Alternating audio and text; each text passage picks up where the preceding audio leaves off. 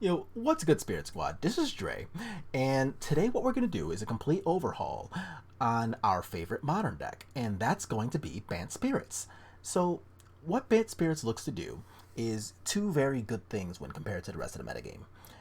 First, because all of our spirits fly, we get to basically dictate the terms of combat at all times, and that's usually a pretty winning recipe against the other aggro decks in a format. But also, we get to interact favorably against the other categories of decks available to Modern as well. And those categories are going to be aggro, which we've already talked about, control, combo, big mana, and mid range. And we have the tools to fight all of those effectively, either on the stack or the battlefield. So what we're going to do is explore our deck, check out the tools we have, and see exactly how all of those interactions work. So we're going to go ahead and shoot right over to our deck list here, and we'll see that we've got a ton of spirits, 32 total creatures in the deck. And the biggest tools that we're well known for are going to be the ones that let us interact with the stack.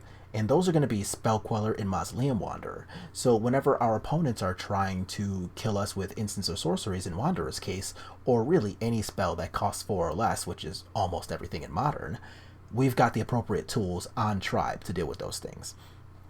Also, speaking of spells, our creatures are ridiculously good at protecting each other from any kind of removal spells. So all of the control decks that are looking to play like Fatal Push, Path to Exile, Lightning Bolt, well, we've got tools to protect against all of those. We've got Selfish Spirit to give our team indestructible. We've got Rattle Chains to give somebody hexproof. We've got Drogskull to give the team hexproof.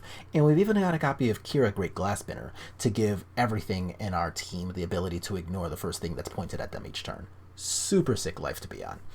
We've also got a bunch of very good +1 effects so that we can make sure to, have our creatures actually be able to cross the finish line when we start doing the attacking. Supreme Phantom being a 1/3 is a very good Lord effect. And Drogskull Captain not only provides us a Lord effect, but we already talked about how it can give your whole team hexproof. We also get to interact favorably on the battlefield with Skyclave Apparition. That's probably the best card that's been printed since, Stoneforge Mystic? The card is actually insane, and we're already spirits, so we just get to play 4 of them on Tribe. We also get to do some pretty crazy things with our mana, because we've got copies of Noble Hierarch, which let us play cards early. We get Aether Vial, which we all know how good that card is.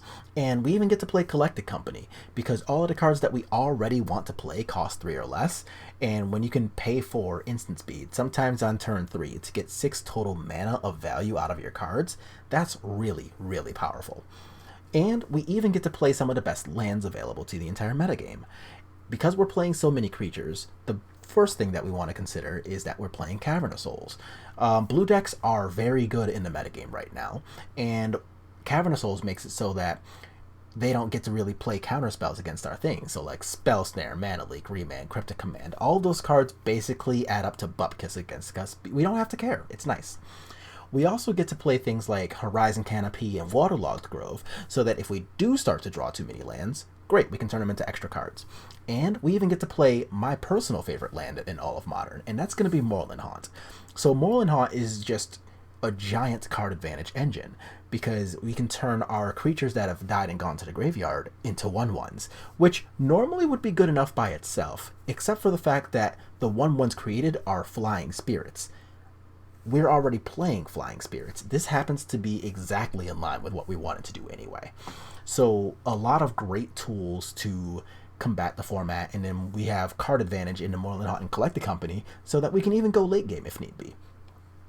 We also have some really sweet stuff going on in our sideboard, which we're going to explore after watching a quick game of seeing all of our tools, I guess, kind of come together. So what we're going to do here is explore a game in which we get to interact with our opponents both on the stack and battlefield, and then we'll come back, check out the sideboard, and see that as well. So what we're going to have here is a little bit of an example of what happens when everything in our deck kind of ties together. We do, of course, like to have our deck interact with our opponents both on the stack and the battlefield, and we'll see exactly how our tools all kind of come together to, well, make the magic happen. Haha. Anyway, this is one where we don't win a die roll, but we do have a lot of really good tools, right? Like we got a good 1-drop, we drew an Aether Vial off the top, so our nice aggressive package has kind of come together here. We can interact with the battlefield because we got a Skyclave Apparition, and we even had a Collected Company, so if stuff goes left or we need card advantage or we just want to put more creatures on the table, we got a Coco. Also, we're not playing it in this build, but we do have a Glasspool Mimic, so that doubled up as either a land or a creature, and we'll see that be a little important this game too, but whatever. It can come in and out of your list as you choose. So let's go ahead and press play here. So we go ahead, we jam out our Aether Vial, right? And Temple Garden usually means something scary like Primeval Titan's going to come at us, so let's see what happens here. So we're going to go ahead, put our Vial up on 1, so now we got an instant speed Wanderer if need be. And they're going to go ahead, they're going to fetch, and now they're going to go ahead and jam out of Eladamri's Call, which is perfect for our Wanderer because we are 100% countering this thing. So even though we don't have an attacking creature on the table right now, we would much rather they don't resolve Eladamri's Call. So they're going to go ahead, play a Reclaimer, and now we've got the Skyclave Apparition to deal with that. So they're actually just not going to get to do their searching for flagstones or any shenanigans to, you know, get their good lands in play. So now let's see what they jam out here. So they jam out a Dryad, they play a Kazandu Mammoth tapped, whatever, we're cool with that. So we're going to use this Glasspool Mimic to go ahead and put a second Skyclave Apparition in, and we're going to get rid of this Dryad as well. So we're just not dealing with any of the shenanigans. Let's go ahead and attack him for 2. So now we got either the option of a Collected Company or Rattle Chains if we need to just protect our Skyclaves, but instead we're just going to try to spin a Queller here, and we get it. So once again, we're going to interact with them on the stack. We don't want to deal with any of their shenanigans. And they are going to get a Skyclave Apparition with that Eladamri's Call, but if they're going to try to Skyclave one of our creatures, we already have a Rattle Chains in hand. So here we can just go ahead, 8 them real quick, take them all the way down to 6, jam a Hierarch, and if they try to kill off like our Spell Queller, we don't even really care that much. So here the Prime Time's going to get like what, a Field of the Dead and a Radiant Fountain, so they don't just die to what we got going on. Yeah, so that's exactly what's going to happen. They're going to go up to 8, and this Rattle Chains is going to protect one of our creatures from their Skyclave. So we're not going to do anything other than attack them to 4. So they're going to go ahead and jam out the Skyclave, and they're going to try to free their Dryad from our Spell Queller, but we do have the Rattle Chains here. So that's going to go ahead and be that, and they're going to pack it up. So we'll see that, as we mentioned earlier, we got to interact with them on the stack by getting rid of both their Eladamri's Call with the Mausoleum Wanderer and their Dryad with the Spell Queller. We got to interact with the battlefield by having Skyclave Apparition get rid of both Elvish Reclaimer and their other Dryad, and we even got to protect our creature from stuff that they could have going on, with the Rattle Chains protecting our Spell Queller from the Skyclave here. We got to establish a pretty sweet clock here, because even though they've got 12 power on the ground here and can get more if they attack with this Primeval Titan, we've got flyers. So we don't really care about that part of the plan. And even if part of the plan there was going to be like a blast zone where X is 2, we got Selfless Spirit. We still don't even care about that. So basically all the bases are covered just by virtue of all of our things doing exactly what we want them to do. So this is a great example of how, and this isn't even like a really crazy draw, right? This is just like, okay, here's like a 1-drop, a 2-drop, and a Collected Company with a 3-drop. Like, that's all that happened there. Nothing really insano got out of line. But you'll see how when the pieces come together, our deck looks absolutely absurd. So we're going to go ahead and kind of check out the sideboard now. Alright, so now that we've seen a lovely example of how the deck works when it all ties together, what we're going to do now is check out the cards that we've decided on in the sideboard. And being a 3-color deck, this means that our sideboard happens to be extremely flexible and is able to adjust based on what you're actually playing against. So I primarily play online, which means that the mtggoldfish.com screenshots of the metagame are actually very relevant to my life when playing online. But if you're playing it like you're FNM, you can change this up as you choose. So here's going to be a quick example of exactly what people are playing, and we'll see that we have plenty of tools to fight against a lot of this.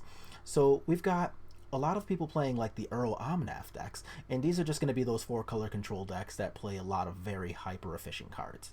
We've got Black-Red Death Shadow, Heliod combo, Prowess, Tron, Eldamri's Toolbox, Titan, Ad Nauseum, Hammer Time, more Uro, y'all seeing a trend? Another one. Oops All Spells, Death and Taxes, more Shadow, and more Prowess. So now that we know exactly what the format contains, let's go back over here and see what we've got. So we've got 3 copies of Path to Exile, and these are going to be great against the Death Shadows deck, but also against anything else that happens to be playing creatures. So those, 15 or 20 decks that we happen to see just now are nowhere near the entirety of the format. A lot of people are still playing decks like humans. A lot of people are playing decks, well, like spirits, and other things that Path to Exile just really should help out with when we come across all of these creature matchups. So we're playing 3 of those. We're playing a copy of Deicide because the Heliod combo is extremely good against us. We, as a deck that's attacking with a bunch of 2/2s, have no way to deal with infinite life. So Deicide is not only going to get a Heliod off the table, but it's going to get it out of the equation altogether by getting rid of all of them in a deck. We're playing 3 copies of Core Firewalker because the 2 Prowess decks that we saw also happen to be extremely good against us. So we don't really want to just die to a bunch of lightning bolts and lava darts, so we're playing Core Firewalker to help mitigate that problem. We're also playing 3 copies of Aven Mind Sensor because they're really good against anything with Primeval Titan in it. It also happens to be good against decks like Tron, against anything with Eladamri's Call, and it just pulls some very solid work altogether. So we like 3 copies of that card. We're playing a copy of Tail's End, which anybody who's watching, say, Aspiring Spikes content knows how good this card is. And honestly, this card is really good. I think it's almost as good as he thinks it is. It's really good. So the part where you get to counter an activated or triggered ability, those will help out a lot against decks like Oops All Spells, where they just want to be resolving their one big thing and absolutely destroying you in one shot. Well, Tail's End will put a stop to all of that mess. It also counters legendary spells, which is the real reason we're playing this card. So Uro, legendary. Omnath, legendary. Karn and Karn, legendary. Against Ulamog, we get to choose whether we don't want to deal with Ulamog or whether we don't want to deal with the trigger. Either way, Tail's End is good. We've got 3 copies of Surgical Extraction here, and those are going to help deal with Oops All Spells, because that deck is hyper degenerate and can win on turn 2. So we still want to be able to play any of our 12 1-drops on turn 1, and that means that on the draw, we want a 0 mana way to interact with that deck. So, Surgical Extraction it is. If later on we decide that we want to play something more akin to like Ravenous Trap, we can make that choice as we choose. But right now, I'm playing Surgical. And we also have a Collector Roof in here too, because we want to deal with anything from Tron anyway, but it also helps against decks like, I don't know, say like Hardened Scales, like Death and Taxes, anything else with Stoneforge Mystic in it. Collector Roof pulls a surprisingly solid amount of work against a lot of good decks. And like I said, since this deck is 3 colors, you can tune your deck to play really anything you want here. So if you're playing against Mill, great, put a Gaia's Blessing in there. If you're playing against more graveyard decks, you can put in Rest in Peace or even Remorseful Cleric.